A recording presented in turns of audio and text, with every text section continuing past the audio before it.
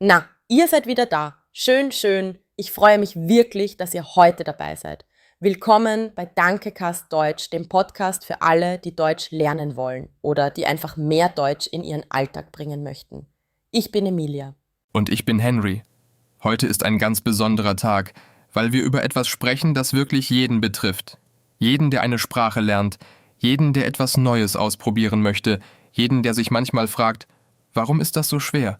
Genau. Und die Antwort auf diese Frage ist oft dieselbe. Es liegt an der Komfortzone oder besser gesagt daran, dass wir uns zu sehr in der Komfortzone aufhalten. Aber was ist eigentlich eine Komfortzone? Das ist ein Begriff, den viele kennen, aber was bedeutet er konkret beim Deutschlernen? Gute Frage. Also stell dir vor, du lernst seit ein paar Monaten Deutsch. Du kannst schon einfache Sätze sagen. Du kennst vielleicht ein paar hundert Wörter und dann passiert etwas Interessantes. Du hörst auf, dich unwohl zu fühlen. Alles fühlt sich vertraut an. Du machst immer dieselben Übungen, hörst immer dieselben Podcasts, lernst immer dieselben Wörter und du denkst, ich mache doch Fortschritte, das reicht doch. Aber reicht das wirklich? Das ist die große Frage. Und ich glaube, viele Lernende merken irgendwann, dass sie sich auf einem Plateau befinden. Sie werden nicht besser, auch wenn sie weiter üben. Genau das ist das Problem mit der Komfortzone. Wenn alles zu einfach ist, lernt das Gehirn nichts Neues. Das Gehirn braucht Herausforderungen, es braucht Momente, in denen es sich anstrengen muss. Stellt euch das so vor, wenn ihr jeden Tag denselben Weg zur Arbeit nehmt, macht ihr das automatisch. Ihr müsst nicht nachdenken. Aber wenn ihr einen neuen Weg nehmt, seid ihr aufmerksam. Ihr schaut euch alles an, ihr lernt die Umgebung kennen. Und genauso funktioniert das Gehirn beim Sprachenlernen. Wenn du immer dasselbe machst, läuft alles auf Autopilot. Aber wenn du etwas Neues versuchst, wenn du dich unwohl fühlst, dann lernt dein Gehirn wirklich. Jetzt die wichtige Frage. Was bedeutet es konkret, die Komfortzone beim Deutschlernen zu verlassen? Und was passiert, wenn man es tut? Ich fange mal mit einem Beispiel an. Viele Lernende hören viel Deutsch. Das ist gut. Aber sie reden selbst kaum Deutsch. Warum? Weil Sprechen unangenehm ist. Man macht Fehler, man fühlt sich dumm, man weiß nicht, was man sagen soll. Und da ist genau das Problem. Sprechen ist die wichtigste Fähigkeit in einer Sprache. Aber es ist auch die Fähigkeit, die die meisten Lernenden am wenigsten üben, weil es sich eben unwohl anfühlt. Ich erinnere mich an meine ersten Gespräche auf Englisch. Das war wirklich schwierig. Ich habe viele Fehler gemacht. Manchmal haben mich die Leute nicht verstanden. Manchmal habe ich selbst nicht verstanden, was die anderen sagen. Aber du hast es trotzdem gemacht und das ist der Schlüssel. Du hast die Unannehmlichkeit akzeptiert, du hast dich unwohl gefühlt und weitergemacht. Genau. Und mit der Zeit wurde es leichter. Nicht, weil ich aufgehört habe, Fehler zu machen, sondern weil ich gelernt habe, mit den Fehlern umzugehen. Ich habe gelernt, dass Fehler normal sind, dass sie ein Teil des Lernprozesses sind. Das ist so wichtig. Fehler sind keine Katastrophe. Fehler sind Information. Wenn du einen Fehler machst, weißt du, was du noch lernen musst. Das ist wertvoll. Und hier möchte ich euch etwas fragen, liebe Zuhörerinnen und Zuhörer. Was ist euer größtes Problem beim Deutschlernen? Ist es das Sprechen? Ist es das Hören? Ist es die Grammatik? Schreibt es in die Kommentare.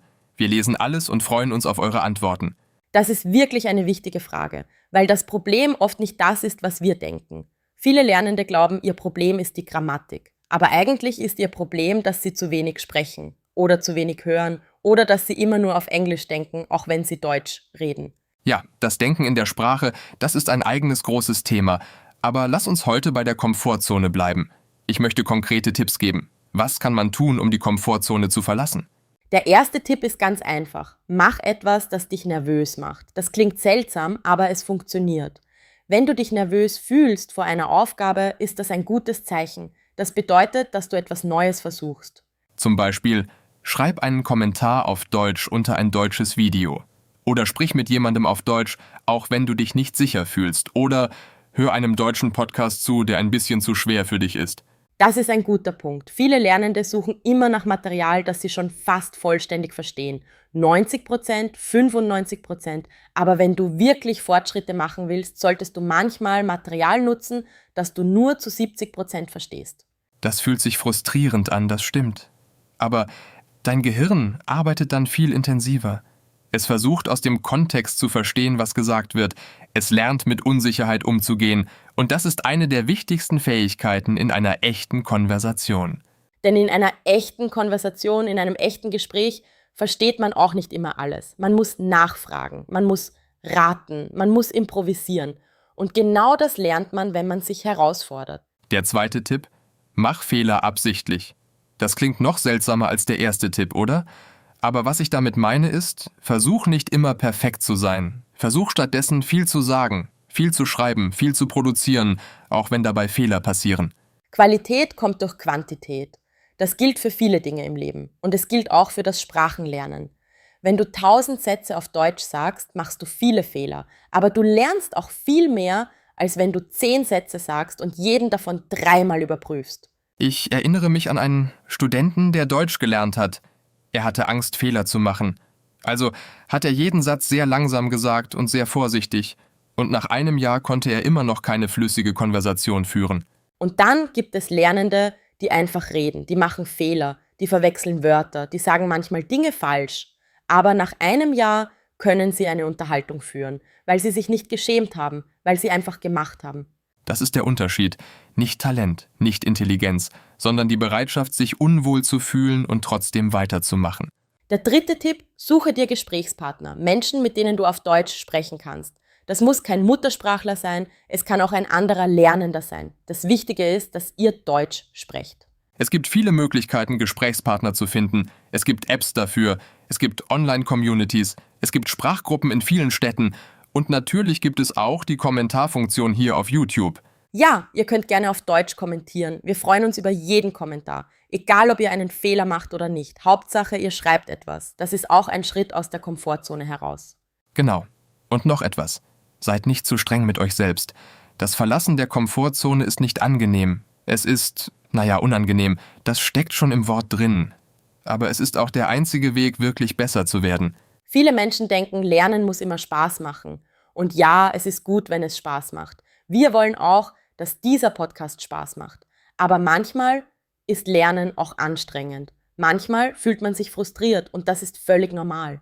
Der Unterschied zwischen Lernenden, die Fortschritte machen, und denen, die stagnieren, ist oft nicht die Methode. Es ist die Einstellung.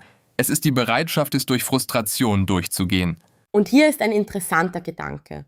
Wenn du dich beim Deutschlernen nicht manchmal ein bisschen unwohl fühlst, lernst du wahrscheinlich nicht so effektiv wie möglich. Das Unbehagen ist ein Zeichen, dass dein Gehirn wächst. Das klingt hart, aber ich glaube, das ist wahr. Und ich glaube, viele von euch kennen dieses Gefühl. Ihr habt schon Momente erlebt, in denen ihr euch getraut habt, etwas Schwieriges auf Deutsch zu sagen oder zu schreiben. Und danach habt ihr euch gut gefühlt. Dieses Gefühl danach ist so wichtig. Das ist das Gehirn, das sagt, gut gemacht, du hast etwas Neues gelernt, du bist gewachsen. Und dieses Gefühl motiviert euch weiterzumachen. Also, was ist unser Fazit für heute?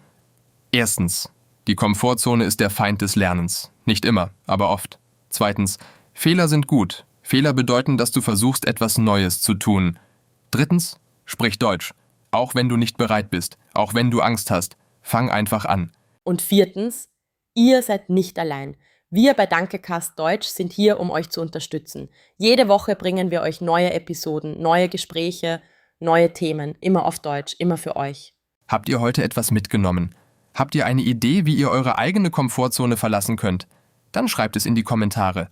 Wir möchten wirklich wissen, was ihr denkt. Und wenn ihr diesen Podcast hilfreich findet, teilt ihn mit jemandem, der auch Deutsch lernt.